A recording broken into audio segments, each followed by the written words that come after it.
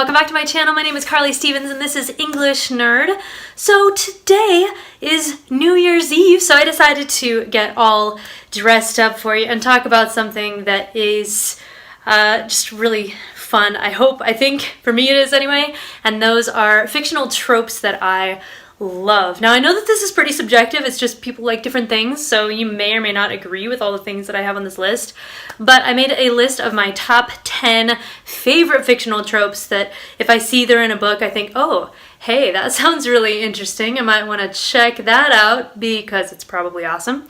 And here they are, in no particular order. Here we go. Number 1 is Bromances. Okay, I absolutely love when there are two guys, best friends, kind of mismatched, but they're always there for each other. I don't know why it always has to be guys. Maybe I just see more examples of that. But I'm telling you, I love this. So, some examples, classic examples. From Sherlock Holmes, you have Sherlock and Watson, just so good. Or Neil and Peter from White Collar. It's just fantastic. So I'm not talking about like actual romantic relationships. It's just that best friend kind of brother love where they'll argue, but they're always there for each other. I can't get enough of it. The Frodo and Sam, the Sean and Gus from Psych. So absolutely love it. That one is just a no-brainer for me. The next favorite trope that I have is a moment of dying forgiveness or redemption. I love this so much when a character who maybe has been bad the whole time is either forgiven or they forgive the person who has wronged them in the end. I absolutely love it. So I don't want to spoil any books or anything for you, but Hamlet has this at the end of the play. At the end of Star Wars, we get it as well, and I just love it. I think it's so powerful to have this moment of forgiveness. Honestly, this is the reason that I liked Spider-Man 3 as well. I know everybody's gonna just hate me for saying it, but Spider-Man 3, which everybody hated, I liked largely because at the end there is this moment of dying redemption a couple times over, and I love that trope so much. It's ridiculous. Okay, number 3 is when you have had this whole slow burn romance thing going on for maybe a couple seasons if it's a show, or several books in a series, and you're thinking, oh my gosh, will they, won't they, they need to be together, and then finally there's that moment of confession when one person just very seriously and very intentionally declares their love for the other person. I love it so much. So one of my favorite examples of this is maybe not what everybody would think of. There's obviously The Office and a couple examples like that, but I love Chuck. The show was so good for 3 seasons and then it went downhill and then it ended, but there is this moment when he declares his love, Chuck declares his love for Sarah, and I love it so much. And you have to wait for it, and that only makes it better because you've been wanting this for so long. Okay, the next one, I was thinking about breaking this up into 2, but I decided to put them kind of together. The next one is the decision to sacrifice everything for another person or for a cause. I like this especially when it's when it's a really sudden decision. Suddenly somebody goes from an observer to, okay, this is worth sacrificing potentially my life for. That moment when people step out and decide, yes, this is worth sacrificing everything for. This one could be my all-time favorite. I don't know, I have a few that I love so much, but for a couple of examples, the No Man's Land scene in Wonder Woman, when she goes from seeing all of the pain in World War I to deciding to go out and actually do something about it. I know she's Wonder Woman, so she's not actually harmed by this. This picture, of course, is from that scene. But there's this moment when she decides, no, I'm going to get involved, and if it costs me whatever it costs me, it doesn't matter, I'm going to go out. That so good. And then there are several moments in one of my all-time favorite books, Lord of the Rings, when the characters decide they're willing to give up their lives for each other and for the good of Middle-earth, Sam and Aragorn and Gimli and Legolas and Frodo, all these people make these decisions individually or even as a little group and say, hey, we're gonna sacrifice everything. That just gets me. I can't get enough, which is why I'm doing this video. I cannot get enough of these particular tropes. They just, they're so good. Now the next one, these again are not in any particular order. I'm hopping around between genres and all of that, but I really love when characters have to pretend to be dating or pretend to be married, and at first they don't like each other or they really don't care about each other in that way at all, but then by the end of the story they fall in love. I think it's so cheesy. Normally I only see it in Hallmark movies, which are not exactly the height of cinematography or, you know, cinematic greatness or literary greatness or anything, but it cracks me up and it tugs at my heartstrings, and I find it endlessly entertaining. Basically, they could do this over and over again in only slightly different ways, and I would still be endlessly entertained by this. We're dating, or yes, we have to pretend to be married for reasons trope. I love it so much. Next one, I have my list here if you're wondering why I keep looking down. The next one is people who can change their persona for the sake of secrecy. So usually in stories, this is a spy who maybe is caught in a compromising situation, and then they can just adopt this accent suddenly and pretend to be somebody else and get the other characters out of the sticky situation, or even just themselves. They can just get out of the situation. So several characters who do this would be Robin Hood does this. As you can see, I'm a big fan of the Disney version. Sarah Walker from Chuck does this. And then there was a book series that I really liked when I was in 8th and 9th grade that I haven't actually reread for a long time. But I remember distinctly my favorite aspect of the series probably was this one character who could do that. He was this spy kind of character who was really smart and could navigate those sticky situations by changing, oh yes, no, I'm this person instead. And that is the Zion Chronicles by Bodhi Taney. I know it's a really cheesy cover, but seriously, it's really fun. There's a character named Moshe, I think that's how you say it. Anyway, he's Jewish, and it's really a fun read, largely because there's that kind of character who just can switch. I love that kind of character. I want to include more of really all these things in my own writing. I already have included some of these tropes that I'm listing, but I need to get on the rest of them as well for my upcoming books. Okay, so this next one it's so cliche.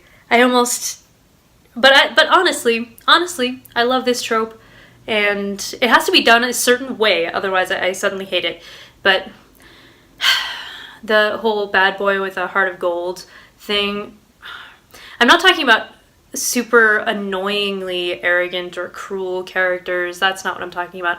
I'm talking about the people who are kind of roguish and arrogant, but secretly they come around and they end up truly caring about other people and that sort of thing. So Han Solo would be a prime example of this particular trope. Even Henry V from Shakespeare's Henry IV and Henry V saga, he starts out as this bad boy who's always doing the wrong thing, hanging out with the wrong crowd.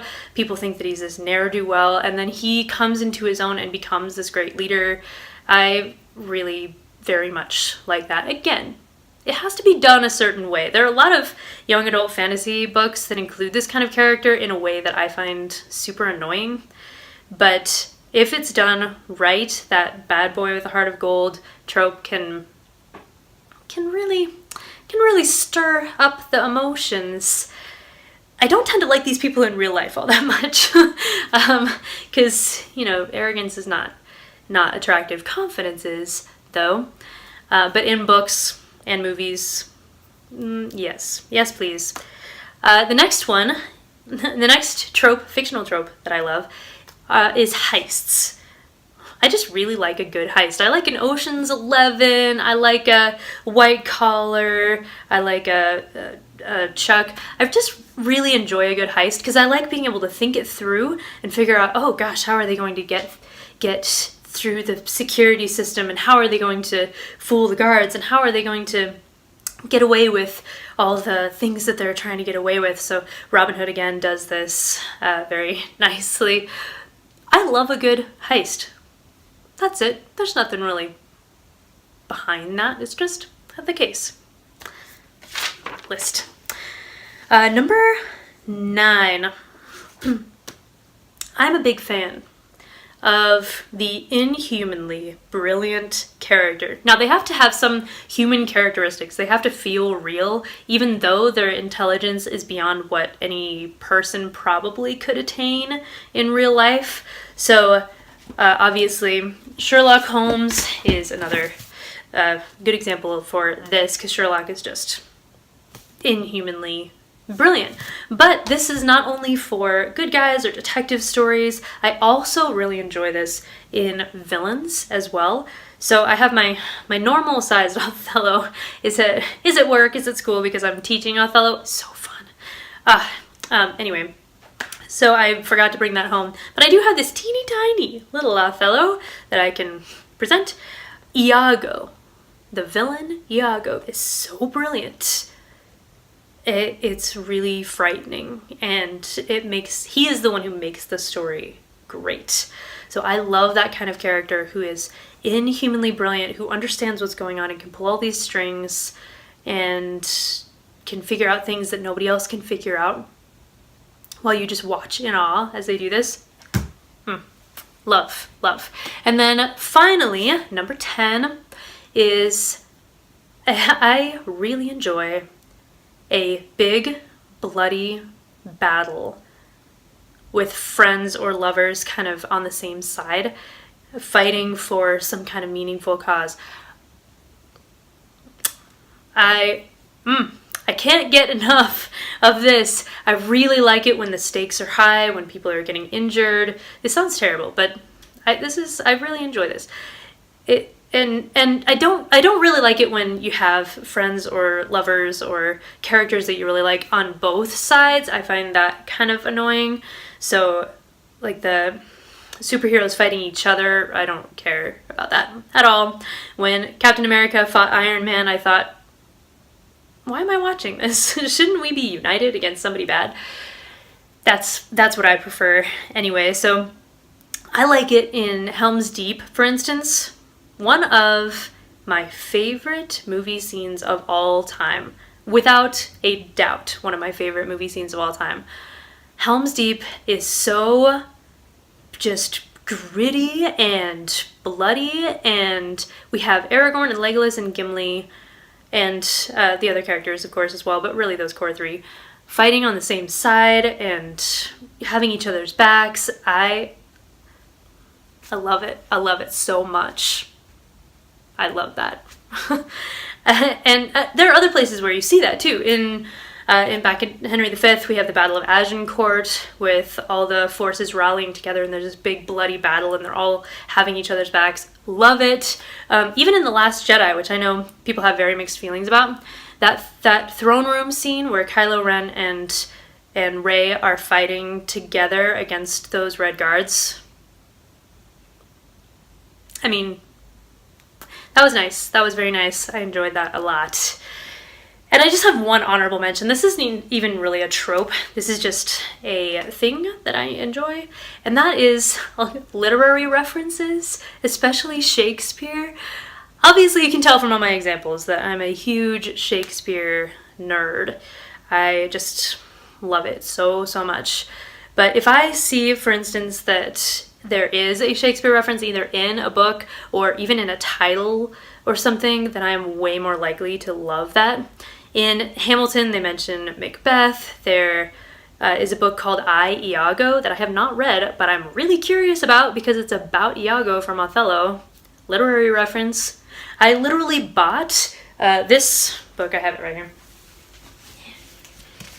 I bought this book, which is gigantic and has a really kind of boring cover. So I would not have picked up this book unless I knew that it was essentially one big Hamlet reference. This is a retelling of the story of Hamlet with different character, different settings, but there are tons of references. Yep, I bought it just knowing that. So that's the other thing. I know this video has gone a little long already, but I hope that you've enjoyed my crazy fangirling, because these tropes are seriously some of my all-time favorites, and I want more of them. Tell me about your favorites in the comments. I would like to hear which ones you agree with, which ones you don't agree with, and what you would add. And I hope that you have a wonderful 2019. Okay, if you haven't subscribed, make sure you do, and I will see you next Monday. Bye.